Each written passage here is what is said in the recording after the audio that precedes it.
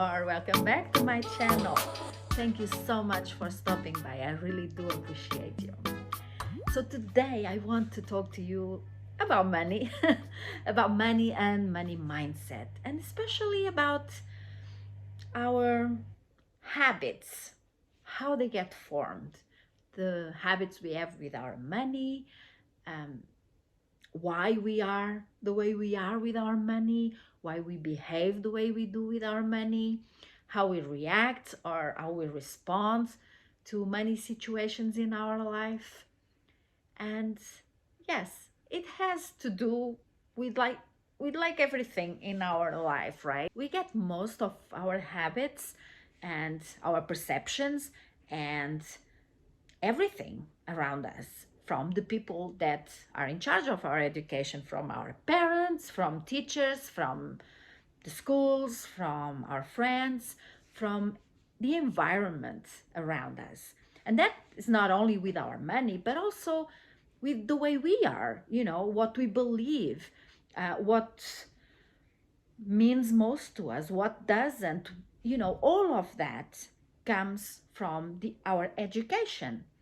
And from a very early age, we are aware and we assimilate everything that is going on around us. And we store everything here somewhere. And it doesn't mean we're going to go there every day to search for that information, but that information is released to us every time a situation is similar to what we've lived. So those beliefs, those habits, those, you know, traits, let's say, all come out at once. And that's where our habits are formed. Now, there's no good or bad here in our education or in our money. What I mean by that is, it is what it is. Nobody's teaching us the wrong thing because they want us to be, to learn the wrong thing. They're teaching us and educating us the best they can with what they have. So what our parents are passing on to us is mostly what they've been passed on by their parents and their parents before their, like their grandparents and everything. So it's a chain. And until there's a generation that breaks that chain, it just keeps going and going. So it's hard for us to be, our unique selves with everything that we're taught, and especially everything that we got when we were growing up and very influential, right? So that can change, but it will take some work. Now, is it all bad? No, it's not all bad. There are things that could be better and there are things that are great. And then, with all that we've assimilated, all that we caught, that we've learned and we've stored, there's also our natural tendencies. Okay? So, when we were growing up, and this is fascinating because even, like two siblings that grew up in the same household with the same parents, with the same amount of money, they have completely different views of what was going on when they were growing up, which is amazing. I mean, it just fascinates me, to be honest. And I can see that between me and my sister. And I can see that, in other friends that just, when we talk about money, it all comes up, and it is really interesting to learn more about it. So we have that, and then, like I was saying, we have our natural tendencies, and our natural tendencies are, for example, are we more prone to save or to spend? Are we more comfortable with spending on things or on experiences? When we save, are we depriving ourselves because we just want to have the money? Or is that something we're doing because we saw our parents do. Again, it it has a lot of factors that contribute to this outcome, let's say. And for example, for me, my husband and I started out as being an experiences person. I love going out to dinner, to a nice restaurant. I love traveling. You know, I was always ready to just go and travel and see new things and experience new things. I love reading. I would, just dream of one day being able to experience something like I was reading in the books. And my husband, he is a spender also, but he likes things. So, tools, especially, and cars, and anything that he can use more than once. Something he would spend his money, but he knew it had it there. He liked looking at it, he liked using it and having it ready whenever he needed it. For me, that was just not as important. Fast forward a few years, a lot of them, I'm more of a homebody and I want my comfort every single day rather than going out and traveling and having experiences. And my husband, although he still loves his tools, he loves traveling and he loves going to a nice restaurant, drinking a really nice wine, and he doesn't mind paying for it. So you see, we kind of rubbed off on each other our natural tendencies. I remember that he wouldn't want to go out to a restaurant because, he would just say, but it's so much money. And then the meal is over and that's it. There's nothing more, as if you buy a lamp or a hammer or something. It's in your house, it's yours, you can look at it, you can touch it, you can use it, it's going to be useful for a lot of stuff, not just once. So that was his reasoning. And for me, it was not me. But and I think that because of financial um, struggles and everything, I really want to create a really nice life for myself every single day. Don't get me wrong, I love going to a nice restaurant, but I'm just as happy, staying home and buying a new sofa or buying flowers. It's an experience, but I can look at them, It's, having a nice house is very important for me, a nice home. And creating that home, it's very important to me. And it has become more and more so. And I don't know, now when I travel, because we do travel, the best part about traveling is coming home. If that even makes sense. I miss my house. I miss my home. I miss my things. I really invest on things that make my life easier every day, not just, that look nice, but that really, really help me have a nice life, a nicer life, maybe a slower life that I'm striving for. Okay, but we're not talking about that today. We're talking about our money habits and our tendencies. And we don't usually see these things because for me, it did take a long time to even think about it. When I started with a budget, when I started budgeting, it was so hard. I couldn't do it. I was always falling off the wagon. I couldn't keep it up for a long time. And that was just stressing me out because I really needed to focus. I really needed to make it work because we had no money. But it was just so hard.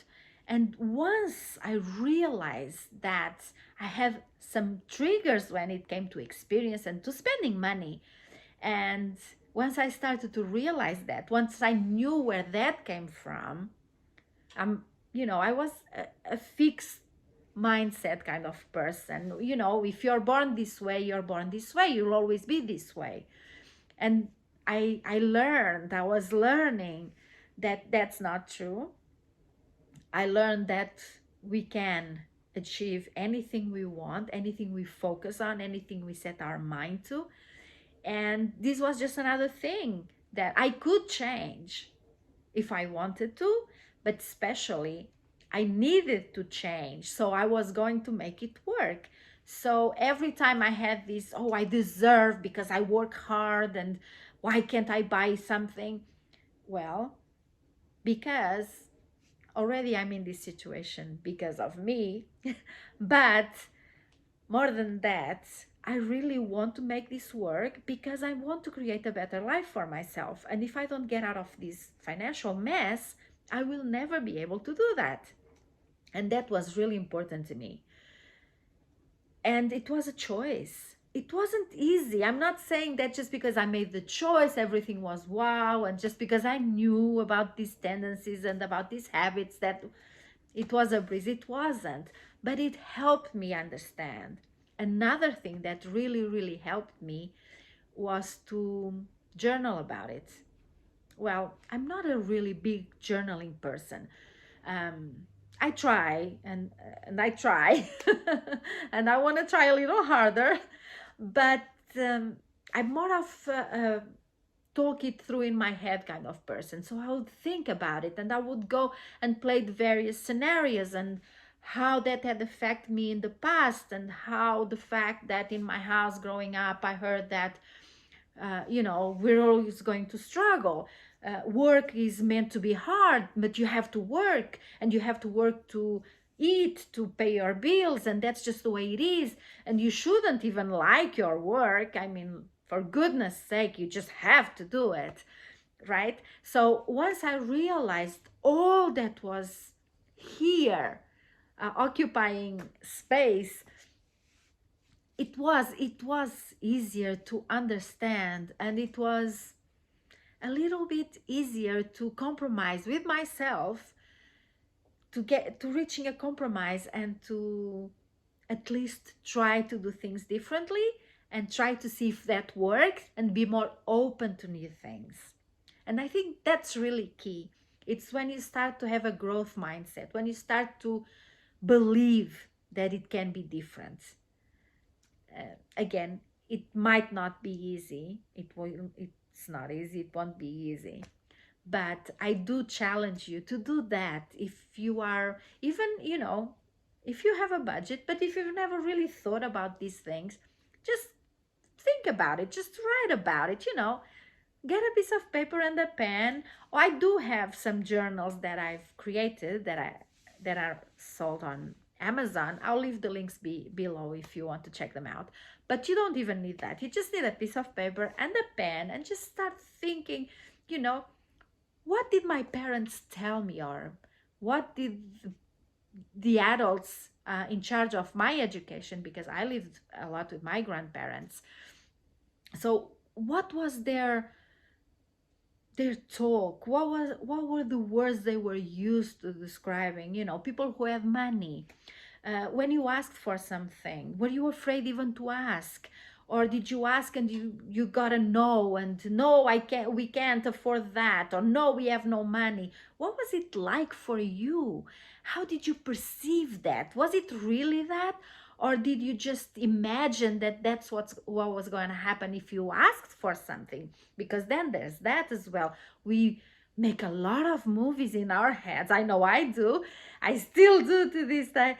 And just see what it was like for you, and how that can change, and that how that has modeled and how that has served you until now. Because at the end of the day, we've been doing and we've been recreating what we've learned from those adults in our life, from our educators.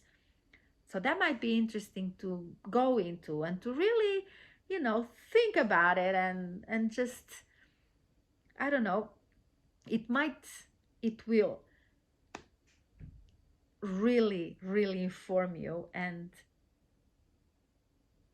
tell you a lot more stuff about yourself, things that you didn't even think about. So, yeah, I challenge you to do that this week, because I mean, I can't be the only one that when I was educating my kids, I sometimes would just stop in my tracks and think, oh gosh, I sound like my mother, and I swore I'd never do that to my kids.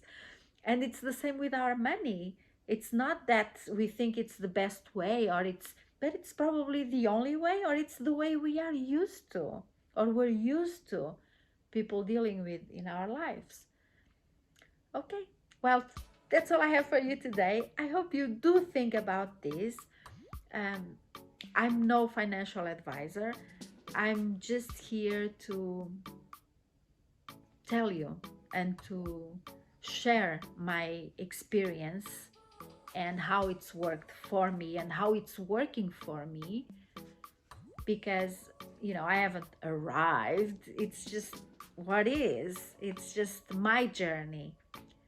And at 50, I'm realizing I start to have different points of view. I start to see things a little bit different.